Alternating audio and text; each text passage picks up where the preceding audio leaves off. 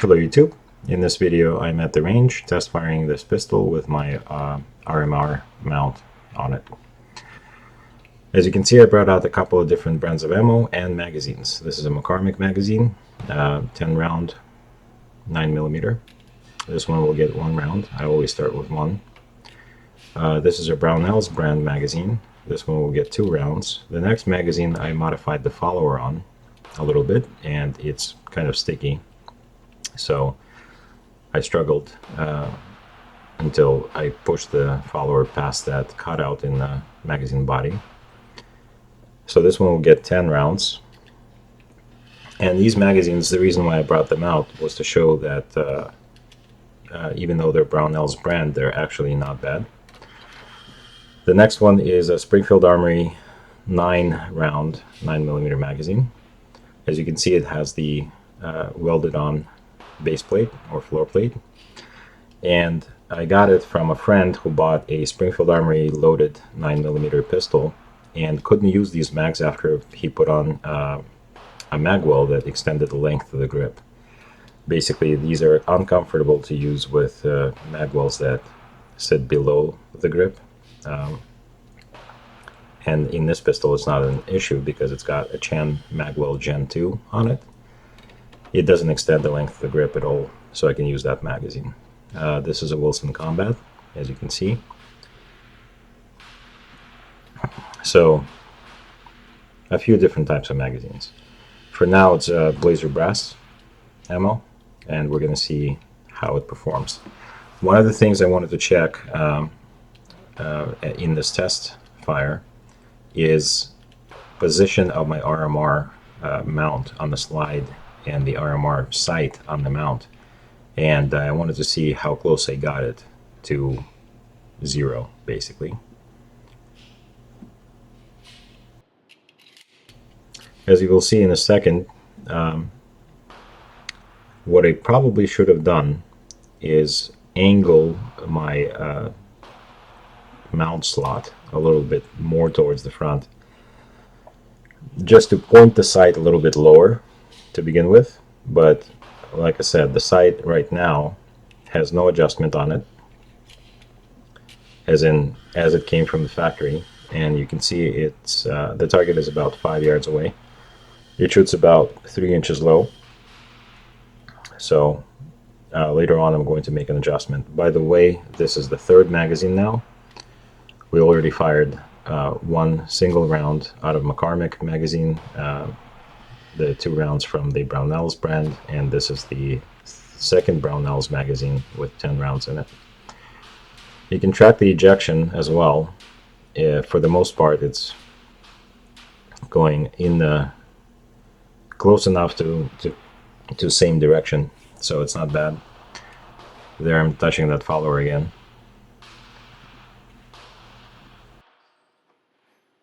This is a Springfield Armory magazine. Again, this Chan Magwell Gen 2 allows these magazines to be used as well with ease. And you can see that pistol basically continues to perform fine. And except for a couple of shots that I threw kind of out of the main group, it seems to be running just fine. Here's the Wilson Combat.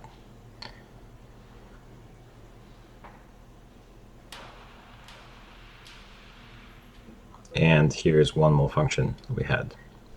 The round didn't eject. It was still under the extractor claw. I cleared the malfunction and continued to fire.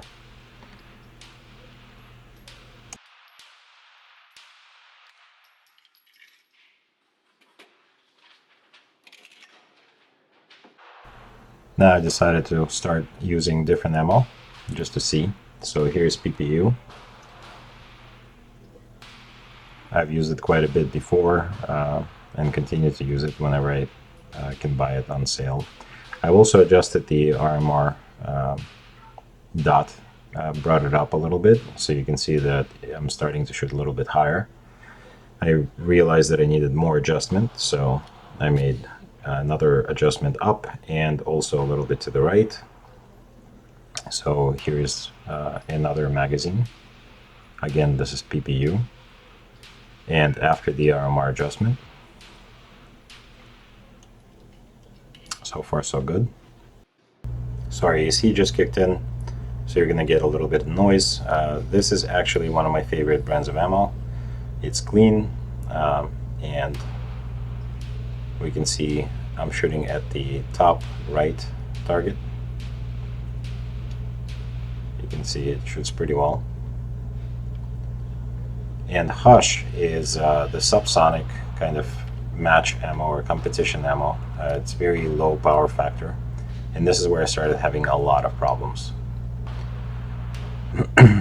Gem right there, and you can see that the case is still in the chamber.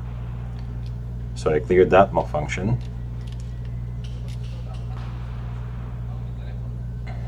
and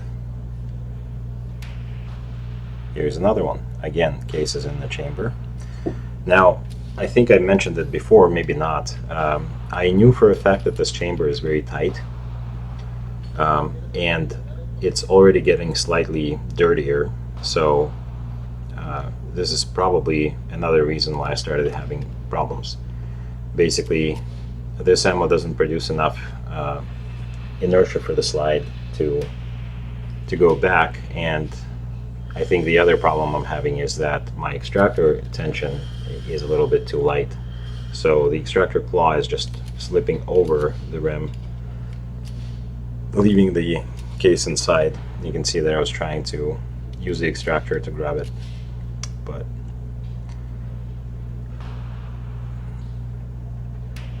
this is Hush again. You can see by the ejection, the trajectory is very different.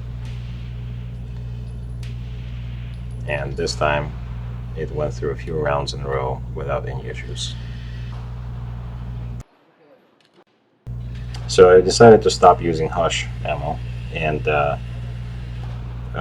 wanted to try to shoot a target at, I don't know, 10, I think it's 15 yards. I don't think it's 10 yards. This range is pretty short. So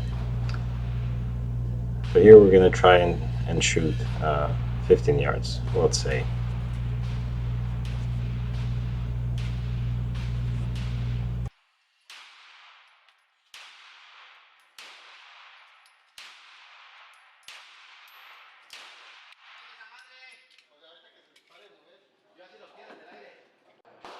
So far it looks like the RMR mount is working out. The sight or the mount are not getting loose on the slide, even though I didn't use any Loctite on the screws yet. And it seems like it still continues to point where it used to point. I'm going to show you a target a little bit up close when I zoom in here in a second, and you'll see I'm not a great shot. I cannot do 2-inch groups at 20 yards like many other shooters can, but this is pretty good for me. And I decided to show you, I brought the target a little bit closer. This is about 7, maybe 8 yards, and I wanted to use different ammo just to check for zero again, if my zero is in the exact same spot where it used to be. And right away after this one shot, I had the same issue where the extractor just slipped over the rim, and the case was stuck in the chamber. It actually took quite a bit of effort to get it out with a cleaning rod through the muzzle, basically. So that chamber definitely needs to be reamed, and I have a reamer, and I'm going to take care of that. I'll also adjust check and adjust if needed the extractor tension, just to basically take care of this 1 or 2 issues, and then we're going to test fire again, just to check for reliability and how well the Hush ammo performs, and as well as other ammo once the gun starts getting a little dirty. But for right now, I think this is pretty good. The RMR mount or saddle is working out, and I'm pretty happy.